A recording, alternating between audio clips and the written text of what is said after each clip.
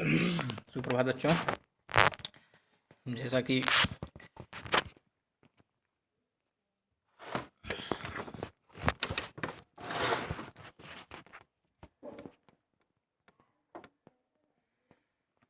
पहले की क्लास में आपको मेरा छोटा सा निजी पुस्तकालय चल रहा था, तो आज जो हम शुरुआत कर रहे हैं, लेकिन फिर भी मैंने जीवन की पहली साहित्यिक पुस्तक अपने पैसों से कैसे खरीदी। साहित्यिक पुस्तक यानी लिटरेचर की बुक को मैंने कैसे खरीदा, यह आज तक याद है। यानी मुझे रिमेंबर है, याद है। उस साल इंटरमीडिएट पास किया था। यानी कौन सी क्लास को मैंने पास किया था? इंटरमीडिएट की। पुरानी पाठ्य पुस्तकें बेचकर बीए की पाठ्य पुस्तकें लेने एक second hand book shop, second hand यानी जहाँ पर पुरानी किताबें मिलती हैं, तो जहाँ पर ये पुरानी किताबें मिलती हैं, पाठ्य पुस्तकें बुकें मिलती थी सेकंड हैंड, उसको मैंने परचेज किया सेकंड हैंड बुक शॉप से। उस बार सिनेमा घर में देवदास लगा था। यानी सिनेमा घर जो फिल्म की दुनिया थी, उसमें देवदास फिल्म लगी थी, न्यू थिएटर वाला। बहुत चर्चा थी उसकी, यानी बहुत ही फेमस था। लेकिन मेरी माँ सिनेमा देखना बिल्कुल नापसंद था, नापसंद, उनको पसंद नहीं था। उसी से बच्चे बिगड़ते हैं। लेकिन उसके गाने सिनेमा गृह के बाहर बजते थे। यानी सिनेमा गृह मतलब होता है सिनेमा घर,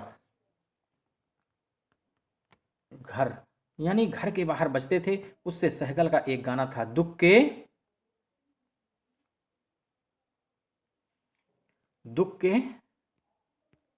दिन अब बीतत नाही। यानी दुख के दिन अभी भी बीत नहीं रहे हैं, ऐसा गाना बजता था। उसे अक्सर गुनगुनाता रहता था। कभी कभी गुनगुनाते आंखों में आंसू आ जाते थे, जाने क्यों। जैसे मैं गीत को गाता था, मेरे आंखों में आंसू आ जाते थे। एक दिन माँ ने सुना, माँ का दिल तो आखिर माँ का दिल होता है।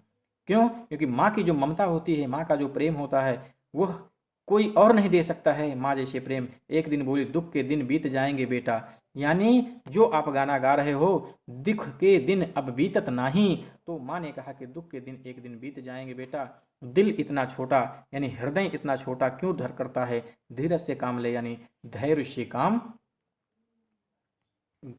काम ले।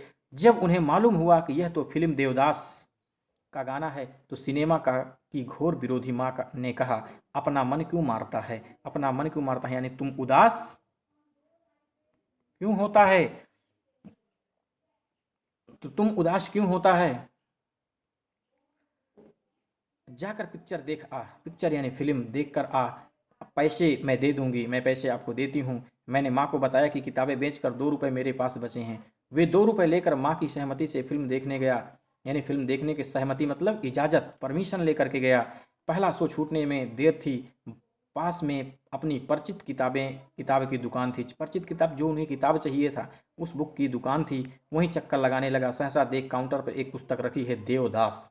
देवदास पुस्तक देखी। लेखक शरत चट्टोपाध्याय ने जो इसके लेखक हैं, शरत चंद्र चट्टोपाध्याय। दाम केवल 1 रुपया। दाम मतलब मूल्य, मूल्य उसका कितना था? 1 रुपया था।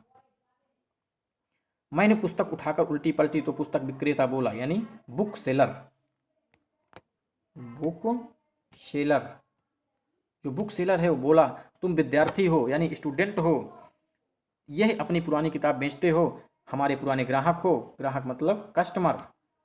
तुम अपनी कमीशन नहीं लूँगा, तुम्हें केवल 10 आने में यह किताब दे दूंगा, 10 आने में दे दूंगा। मेरा मन पलट गया। कौन देखे 1.5 रुपये में पिक्चर। 10 आने में देवदास खरीदी, जल्दी जल्दी घर लौट आया और 2 रुपये में से बचे 1 रुपया 6 आना माँ के हाथ में रख दिए। 1 रुपया 6 आना उसने क्या किया? माँ को दे दिया। अरे तू लौट कैसे आया, पिक्चर नहीं देखी? माँ ने पूछा। नहीं माँ, फिल्म नहीं देखी, यह किताब ले आया, यानी यह बुक ले आया। माँ की आंखों में आंसू आ गए। खुशी के थे या दुख के, यह नहीं मालूम। वह मेरे अपने पैसों से खरीदी मेरी अपनी निजी लाइब्रेरी की पहली किताब थी।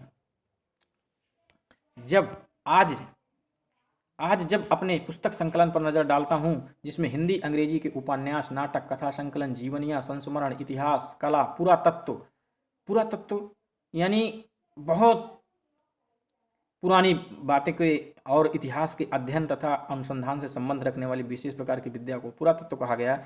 राजनीति की हजारहा यानी 1000 से अधिक पुस्तकें तब कितनी शिद्दत से याद आती है, यानी प्रबलता से अधिक याद आती है अपनी वह पहली पुस्तक की खरीदारी।